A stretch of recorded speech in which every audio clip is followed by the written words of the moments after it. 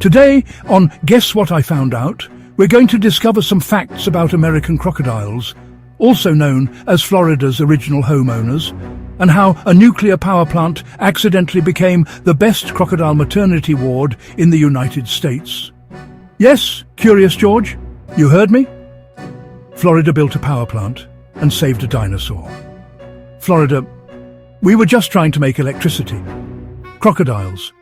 Thanks, we'll be nesting here forever. The rarest crocodile in the United States didn't survive because of a national park, a heroic rescue, or a Disney movie. It survived because of a giant industrial man-made heater full of salty water. Tell me again how nature isn't hilarious. Before we keep roasting both reptiles and Florida, hit like. It tells the algorithm you enjoy documentaries that sound like someone had too much coffee and not enough supervision. All right, Curious George, here's the setup. The American crocodile is native to South Florida. Like, actually native, not my cousin's friend moved here in 1994. It's rare. This is the only place in the entire United States where you can find wild crocodiles just out here living their saltwater dreams.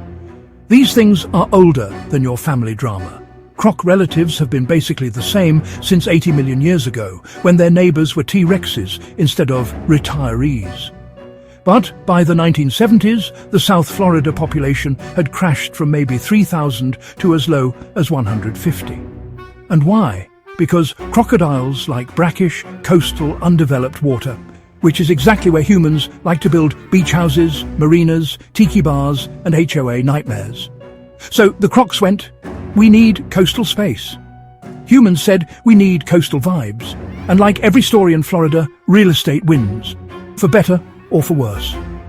Except, not this time, because Florida did something unintentionally genius. In the 1960s, Florida built the Turkey Point nuclear power plant to power almost 1 million homes. Totally normal. Except this plant came with a 168-mile man-made cooling canal system, like a giant water racetrack, to cool water down after it passed through the plant. It's so big you can see it from space. NASA. Are they farming lava? Florida? No, just heat. Here's the fun part. The water is brackish, not fully fresh, not fully salty. It's warm. It has elevated berms around it. Perfect for nesting. And this is key. No people wandering around telling crocodiles to move. So Turkey Point, a nuclear facility, becomes the most concentrated nesting area for American crocodiles in South Florida. This is the most Florida thing that has ever floridated. American crocodiles are built different from alligators. They can tolerate salt water thanks to special salt glands. They're shyer than people think. These are not attack-first animals. They're more like, I was here first. Please leave. And they're top predators, so when they're doing well, the ecosystem is doing well. They're like nature's cleanup crew. And guess what? Because Turkey Point embraced its new role as croc daycare, the population went from a few hundred in the 70s to over 2,000 today. That's why, in 2007, the American crocodile was downlisted from endangered to threatened. Florida, accidentally doing conservation. God, I work in mysterious ways. Florida, same. Researchers like go out at night because during the day, crocs are basically invisible. And at night, their eyes reflect light like tiny red demons. So they go out with headlamps, spot the glowing eyes and go, ah yes, a prehistoric murder log. Let's grab it. They catch hatchlings, measure them, weigh them and tag them. Each baby croc gets first a pit tag. That's a tiny chip under the tail with an ID. Second, scoot clips on the back plates, so you can identify them without having to pick them up again. They've tagged over 10,000 crocodiles. That's honestly one of the most complete data sets for any reptile on Earth. And that's how we know some of these crocs even wander off to random places, like, golf courses in Tampa. Imagine going for par and seeing a scaly dinosaur sunbathing on hole 7. Sir, this is not a hazard I can play around. Let's loop it back, Curious George. A nuclear power plant helped save America's only native crocodile. Did we prove it? Yup. Here's how. First, native but shrinking.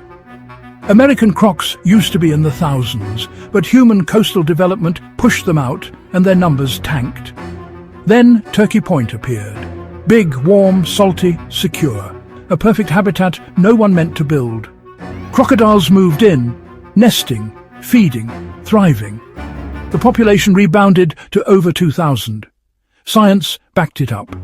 Decades of monitoring, tagging and measuring hatchling survival showed it wasn't luck. It was the habitat. The result?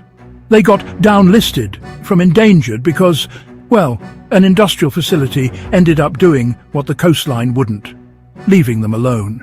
So yeah, sometimes conservation looks like a national park, and sometimes it looks like a nuclear plant with good drainage. Now it's your turn, Curious George. Got any extra croc facts? Saltwater crocs versus American crocs? Weird places they've been found? Or stories from Florida that sound fake but aren't?